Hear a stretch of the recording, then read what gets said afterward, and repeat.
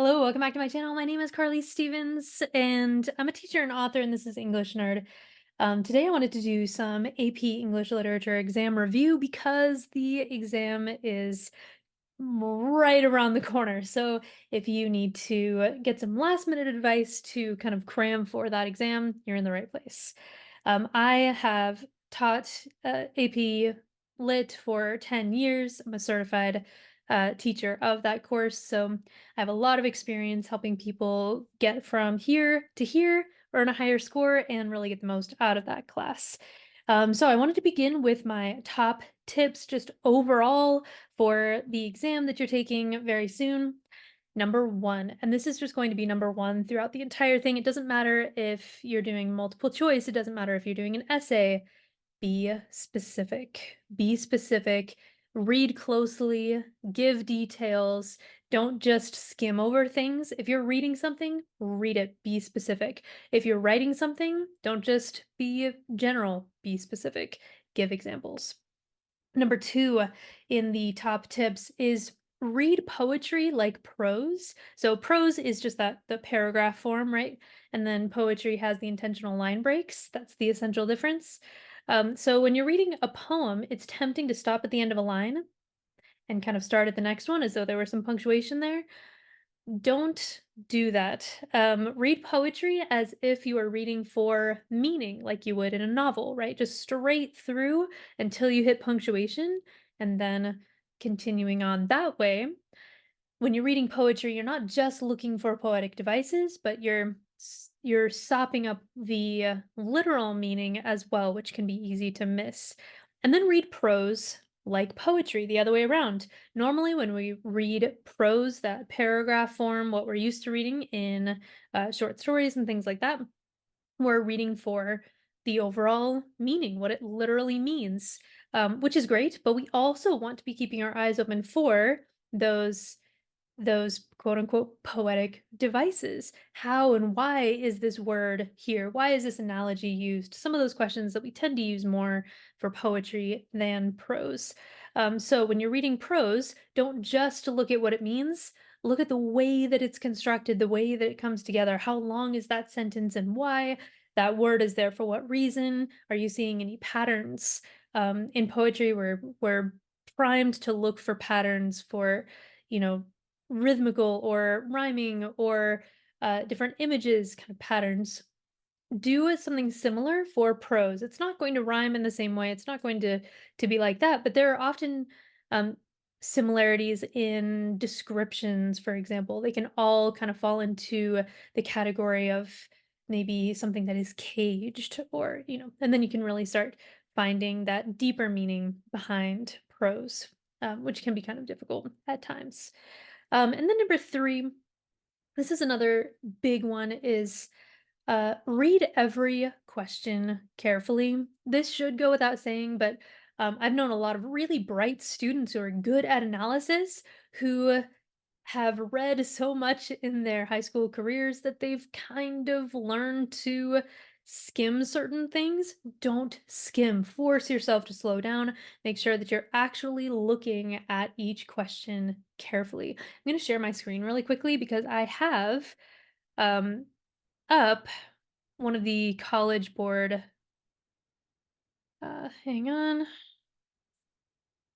go,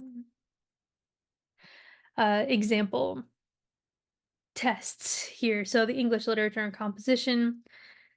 If you read this first multiple choice poem, Remembrance, by one of the Bronte sisters, I'm blanking out on which one, Cold in the Earth, and the deep snow piled above thee. So you're reading this, you're going through, you're reading it like prose, you're trying to understand it in a literal sense. Then you go to the questions, referring back when necessary, of course, to the poem. The poem deals with all of the following except it's in all caps, but I cannot tell you how many times people have just um, ignored or something the word except. So do make sure that you're reading all of these carefully. The second stanza primarily serves to Don't just look at the answers. Look back at lines 5 through 8. Make sure that those are the exact lines that are saying this exact thing. You might remember one of those or several of those within the poem, but make sure that it is lines 5 through 8 that you're referring to as you answer this question. So, yes, do make sure that you read every question carefully. I'm going to go back to me here. All right, let's zero in on multiple choice. Time for some multiple choice. Um, Number one, don't discount simpler answers.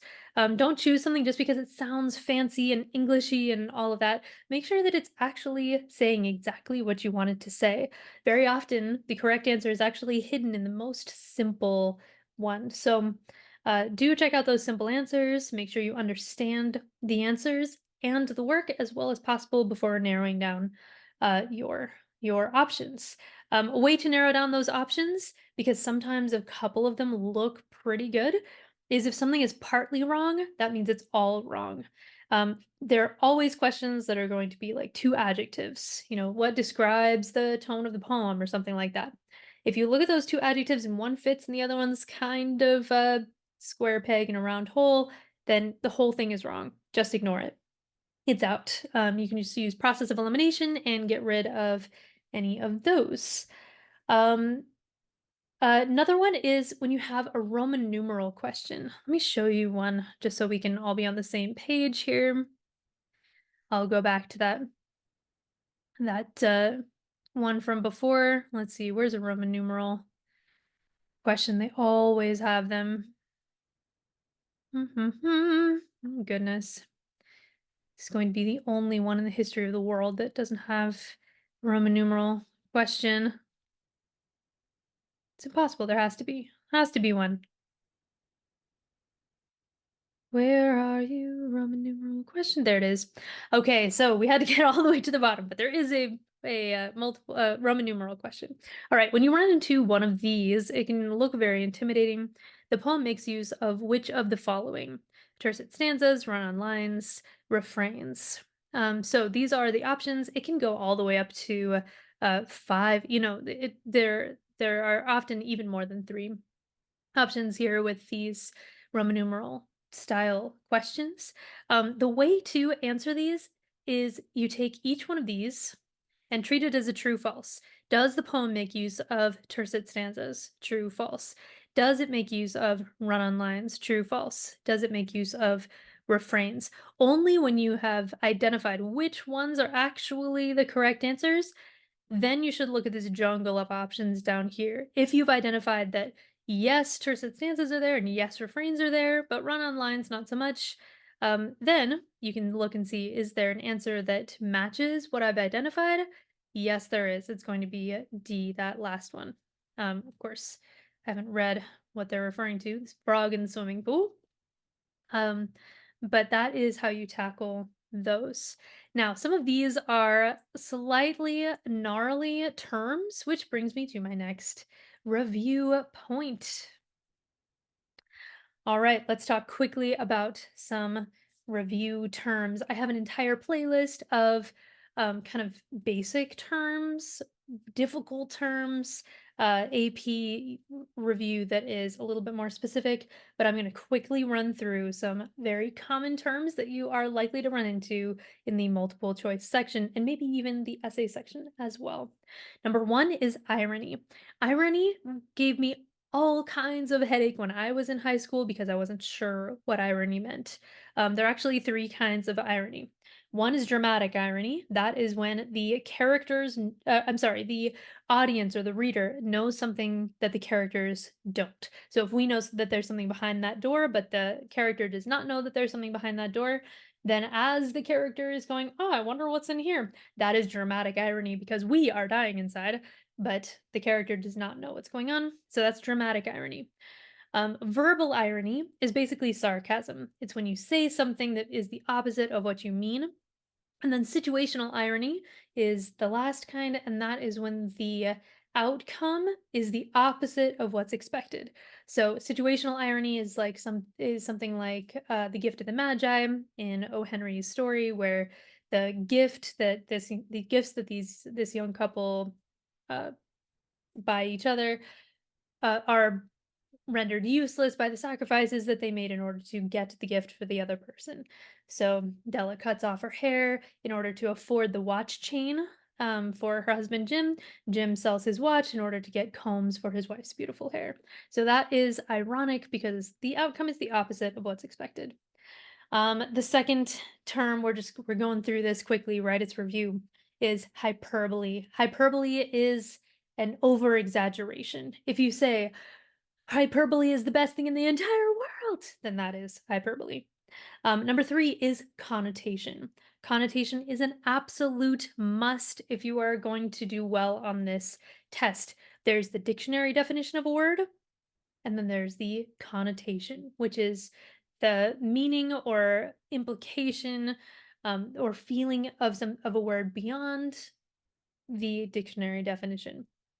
So, dictionary definition of walk, saunter, jog are all almost exactly the same, right? We're just moving forward.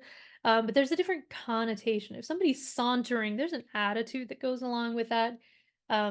If we say somebody's trudging, there's a very negative connotation to that. So be attuned to positive, negative, those different um, senses kind of attached to a word connotation. Number four is allusion. Allusion is a passing reference to a known work. The three most famous works that are alluded to in Western literature, at least, are mythology. So we're talking about the Greek gods and goddesses, Homer, the Iliad, that kind of thing. The Bible. So we have lots of biblical references, Adam and Eve, the crucifixion and resurrection of Christ, all kinds of echoes throughout tons of literature, so keep your eyes open for any stories that you're aware of and the ways that those could echo. And then the third one is Shakespeare. So lots of Shakespearean references. You see Shakespeare everywhere when you're looking for it. You see it in Fahrenheit 451, you see it in The Love Song of J.F.R. Prufrock, you see it everywhere. Okay, next is juxtaposition. It's a nice, juicy word for something that's fairly simple. Juxtaposition is just when you have two elements that are close to each other. Very often these are contrasted. You have the juxtaposition of these two things next to each other, but basically it's just two things that are juxtaposed, that are kind of contrasted with one another right next to each other. Next is satire. You're not always going to run into satire on the AP English Literature exam, but it is a possibility. You could be asked about it on multiple choice. You could be asked about satire for even the essay. It's less likely, but it is possible. So, satire is when the writer is mocking something in order to inspire change. So, the most famous satire in Western literature, or certainly one of them, is A Modest Proposal by Jonathan Swift, which proposes this really horrible, I don't, I don't even know that I can say it on YouTube, this really horrible solution to the quote unquote problem of the poor and overpopulated uh, Ireland. So Jonathan Swift was himself Irish, and he saw the mistreatment of the Irish. He wrote this solution by getting rid of a bunch of Irish people, and he gives all of these reasons why it would work economically, um, but the whole thing is a satire. We're meant to be shocked and appalled. He's mocking the terrible treatment that the English have inflicted upon the Irish, and it's meant to inspire change. Like, oh my gosh, we actually are, close to doing something this atrocious. Let's change our ways. That was the intent of that work, anyway. So, satire, mocking in order to inspire change. Next is a little bit different. It's invective. So invective is kind of hateful writing. So if you have something like the second Philippic against Antony, it's just this tirade of just uh, hate against Antony and everything that he stands for, and he's thoroughly made fun of. But it's not so much in order to inspire change as just to express outrage. So invective. Next is aphorism, with a PH, Aphorism. And again, I deal with a lot of these in my other term videos, much more, in a focused way. But this is a good way to see, okay, which of these sound familiar, which of these don't sound familiar. Aphorism, it is a terse statement of fact. So it's like an epigram. So it's something like um to err is human, to forgive divine. That would be an aphorism. Uh whatever is right. I don't know why I'm thinking of Alexander Pope options here, but you get the idea. It's this just saying a stitch in time saves nine, that kind of thing. Aphorism.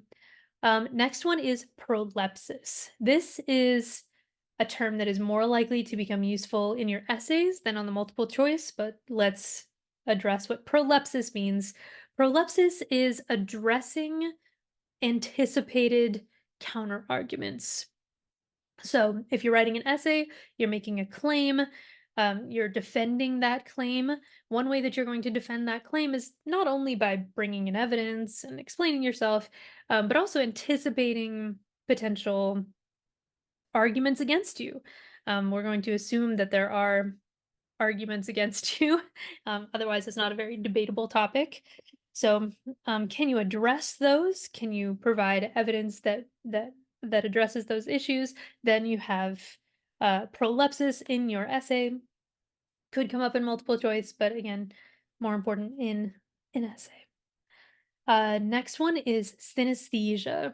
Synesthesia is one of my favorite literary devices. It's super fun. It's describing one sense in terms of another. So Ray Bradbury was a master of synesthesia. It's like we have yellow cocktail music in The Great Gatsby.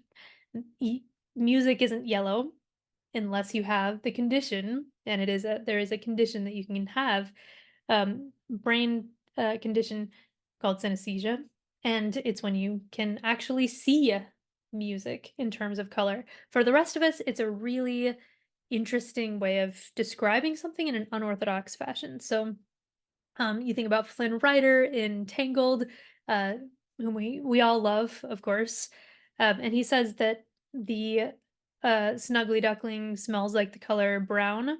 You can't smell a color either, so it's describing one sense in terms of another. It's really great way to do some things, and that term does sometimes come up. Um, Next one, Bildungsroman. This nice juicy German word, Bildungsroman. Believe it or not, several years ago, the open question prompt for the AP English Lit exam included the term Bildungsroman as in its prompt. That was as difficult as one of the most difficult prompts that I've ever seen. But a Bildungsroman is just a coming of age story. So just a tip, if you run into a more specific AP open question essay prompt, like describe a Bildungsroman and something like that, you do not need to switch the work that you already prepared to bring forward on that essay. Think about which one you could use to kind of bend the prompt a little bit to your will. So don't just go, "Oh, wait, Huckleberry Finn was a Bildungsroman. Let's talk about that instead," even though I don't remember it very well. Don't do that. Instead, think, "Okay, I prepared Fahrenheit 451 for this essay.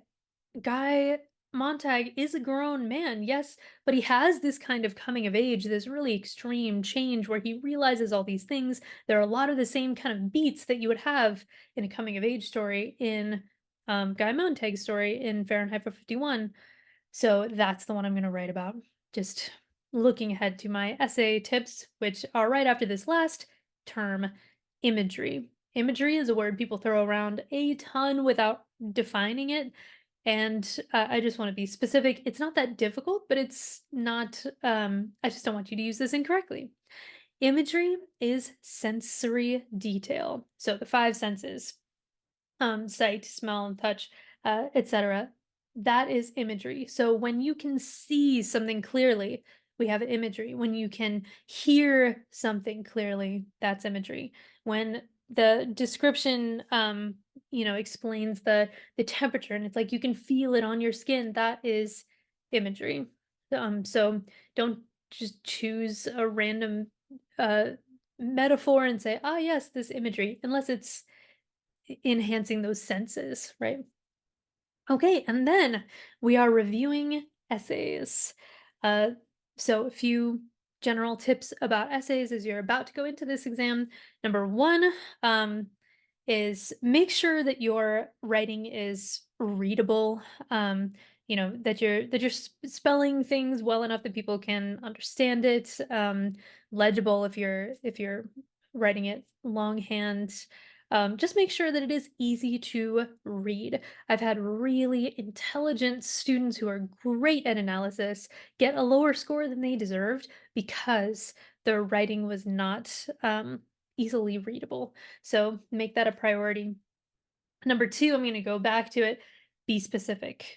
Be specific. So that means be specific in not only the way you answer the prompt. Yes, you do need to answer it directly. But what I mean is be specific, especially with your evidence. Bring in lots of evidence. For the poetry and prose essays, you have those three essays, right? Poetry, prose, and the open question.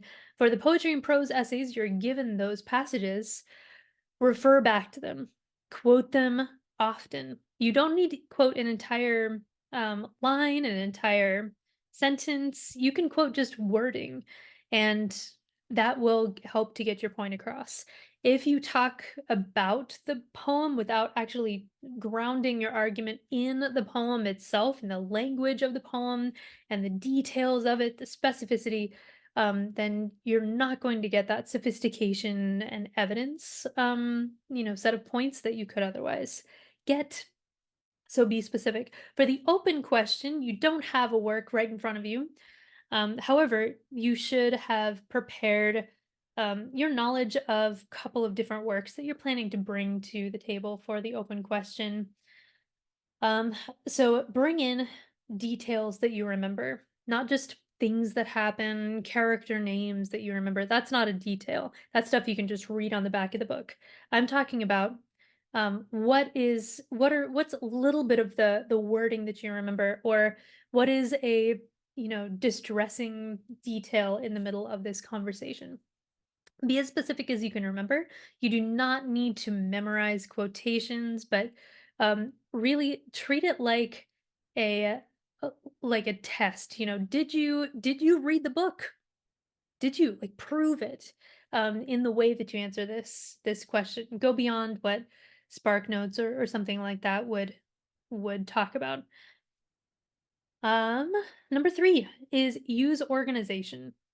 Split your your essay into paragraphs. This is pretty basic, but I know sometimes when people get just caught up with their flow of ideas, sometimes they forget to separate out into paragraphs. So show some organization. You don't need to go full 5 paragraph essay, introduction, 3 body paragraphs, and a conclusion. If you're comfortable with that, great, go with it. But just show that you can separate like chunks of your idea. Like, here is the first part of my argument, here's the second part of my argument, and feel out where those paragraph breaks should be. Number 4, start with a hook. Start with something interesting. Don't just rephrase the prompt. That is snooze city, and that is not what you want from the people who are in charge of grading this essay. Make a good first impression. It's like a first date. You come, you dress up a little bit, and so with your hook, there are several ways that you can do that. I have an entire video on different sorts of hooks that you can use for your AP essay. You can dive right into your thesis statement. That's a great way to go if you can think that quickly and develop what you want for your thesis statement right up front. You can set the scene and kind of paint a picture of what life would be like in the book that you chose. Or, you can go a lot of different directions, but just make sure that it's relevant and interesting. Next, number 5 for your essay review is make your thesis statement obvious. 1 point of the 6 essay points. It used to be 9, so I always want to say 9, but it changed a few years ago. Is your thesis statement. There's a huge chunk of your grade that or your score that relies on that one sentence alone. So when I say make your thesis statement obvious, what I mean is there are really 3 places that it can go. 1, it can be your first sentence of your essay, but a lot of us don't think quite that quickly. So 2, it can be at the end of your first paragraph, as it would be in like a traditional 5-paragraph essay.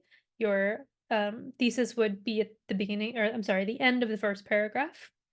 Or what I like to point out to AP students in particular is that you can put it right at the end. It can be your concluding sentence where you really wrap up, here's exactly how I'm answering, how I answered that prompt in all of its pieces.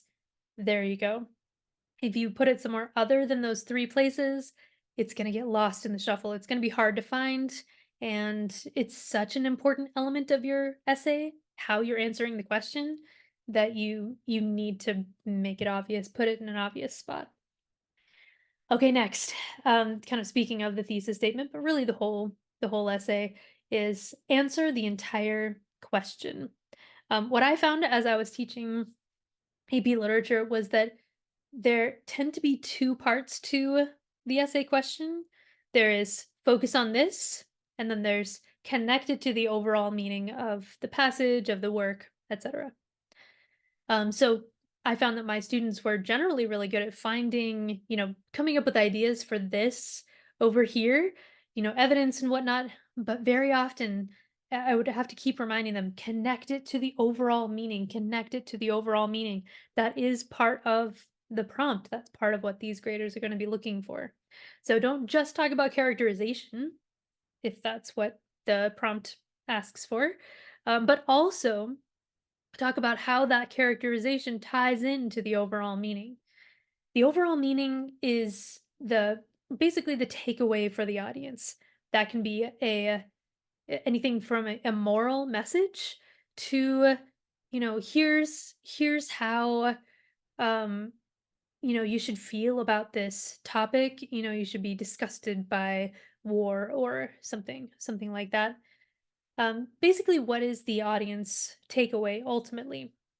Again, this is a topic that I go into more depth into in several of my other videos. So if you're struggling with that connection, taking an element and then connecting it to that overall meaning, then hop over there and you'll see a few more specific examples that I give.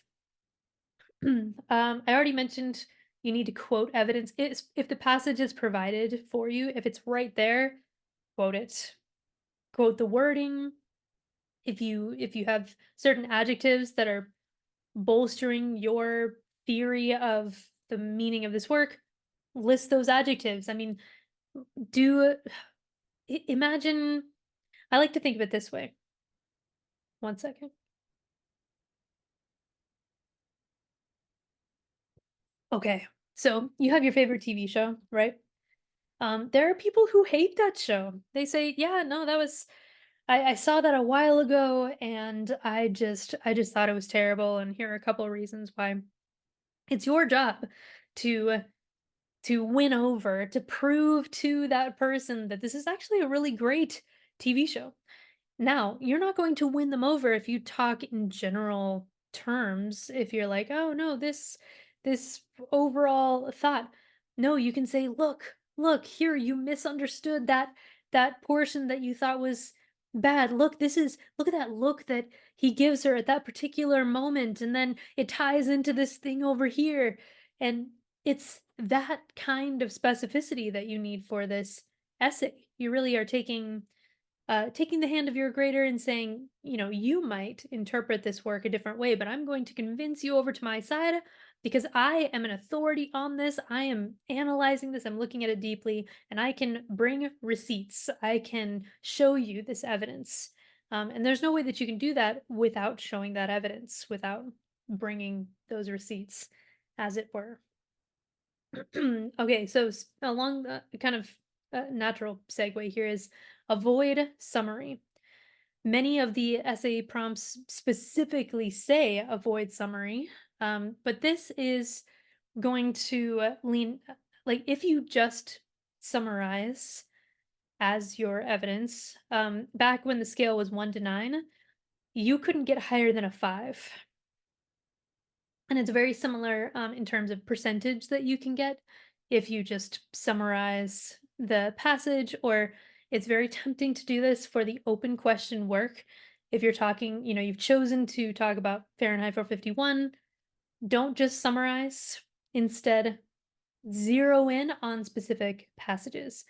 Sometimes I get the question, but don't I need to kind of summarize so that I can explain like where the passage is? Yes. Imagine you're writing to somebody who read Fahrenheit 451 5 years ago. They remember some things, they remember the story, they remember most of the characters, but the specifics are a little fuzzy on. So what you're doing is just orienting them. Like it's in this part of the story with these characters that this happens. So you're not just telling them the story again, they've read it, but you're making sure that everybody's on the same page. That's the level of summary that you want to shoot for with that open question. The open-ended one where you're really talking about an entire work of literature. Um, okay, another one. I'm getting so dried out here in Colorado. Explain why your specific comments and observations matter. This is another piece that takes some practice pretty often, but you're bringing in evidence, right? Don't assume that the evidence speaks for itself. It can be very dramatic to go, voila. But instead, make sure that you do talk about why those things matter. Okay, so you see alliteration. Great. Why does that matter? What effect does that have? The person is characterized this way. Great. Why does that matter? Answer that so what? And that's going to strengthen your argument. It's going to give your analysis some sophistication and depth to it. It's really going to just finish it off in a very nice way. And then I'm going to show an example for this so that we can be on the same page. Mm. Okay, so we're back. We're back with the example, and this I just got from collegeboard.org, so you can get this yourself. No problem. So the free response questions, the essays, we start off with lots of directions. We start off with poetry, skip over that one. Then we get prose, skip over that one, and go to the notorious question 3, the open question. Question 3 is always the open question. So we have this very general sort of prompt. They're almost always general, but every once in a while they get a little bit more specific. So don't panic if that happens. The two most specific I've ever heard of are Bildungsroman related. So that coming of age style question. And then another one asked about a moment of thoughtful laughter and how that contributed to the overall meaning. But that's another one where you can find those moments in whatever work you chose. If you know it well enough, then you can mine it for a lot of good stuff. So when you're doing the open question, ignore all of this. You do not need to choose one of these works. Maybe you haven't read any of these works. Maybe you've read them all. Doesn't matter. Um, I'm not even 100% sure why they include this list. So you may choose a work from the list below, ignore that, or one of comparable literary merit. Go with this. Do not merely summarize the plot. So there is that admonition that I mentioned earlier. So you have a couple of works in mind that hopefully you've studied over the course of the semester, or you read right before this and you really dug into. The way that you can prepare for a prompt that you don't know. This one, for example, choose a novel or play in which cultural, physical, or geographical surroundings shape psychological or moral traits in a character. So that is so vague. We have surroundings shaping psychological or moral traits, and then write a well-organized essay in which you analyze how surroundings affect this character and illuminate the meaning of the work as a whole. So, well-organized. Make sure that it has a thesis statement, make sure it has paragraphs, and then meaning of the work as a whole. Make sure you have that part as well. But how do you prepare when you don't know what the prompt is going to be? I have some suggestions for you. You do not need to reread the entire book. Some of us can't read that quickly. I know I can't unless it's a much shorter work. And you can find online complete lists of every work that has ever been referenced in one of those lists on the AP Lit exam. And there are a couple of short ones on there. Even the Love Song of J. Alfred Prufrock has made its way onto that list of options. I think that's the shortest thing, though. Anyway, so you've chosen a couple of works that you can bring in. It is a good idea to bring in more than one, just because there might be a question about thoughtful laughter or Bildungsroman. Unlikely, but possible. And you want to have some, couple of options so you can pick the best fit. If you're not going to reread them, then how can you really prepare to know everything about them for the essay? First thing you want to review is just the basics. You need to know the character names and how they're spelled. If you're doing A Tale of Two Cities, please spell Lucy with an IE. But know the character names, know the order of events. If you need to just make sure that you didn't miss anything, that's a good time to use a Spark Notes, Cliff Notes, Schmoop, whatever. Do not use that as a replacement for actually doing the reading. It's going to show, but it's good for review. So make sure that you know the names, make sure you know everything that happens in order. And then what you want to do, because you don't want just summary, right? You want some in depth, detailed stuff, is review a few turning points in depth. Like these, you go back and you reread.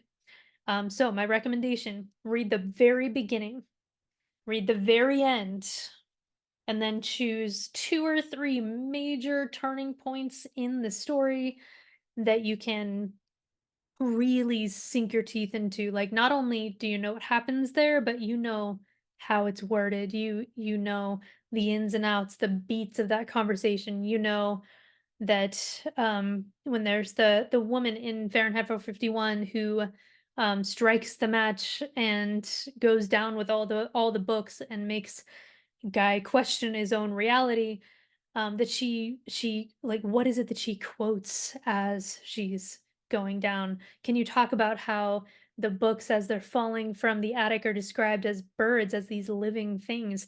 I mean, get into the details, not of the entire book, but identify what are those moments that change the trajectory of the entire story. If you're talking about Hamlet, talk about the scene where Hamlet and his father, the ghost, meet and talk face to face for the first time. That is a game changer for the entire story. Know the details of that scene. So that way, you are able to bring to bear these really important scenes to almost any question that they might ask. Whew. Okay. So that was some very quick AP literature exam review. Again, I have an entire playlist that breaks down topics at a more granular level for everything AP English Lit exam. I also have another playlist with just literary terms. So if you're light on literary terms, if the ones that I listed here are not ones that sound familiar to you at all, then you can hop over there and I have a variety of videos that you can go through and check out for the test. So, good luck, everybody. I know it's a lot of information. I hope you've been preparing over the course of the year, but this information is some of the best that I've put together over the years. It was just rapid fire. Yeah, you can do it. You can do it. Good luck out there. Subscribe for more English nerdy goodness like this video if you like it, and see you next time.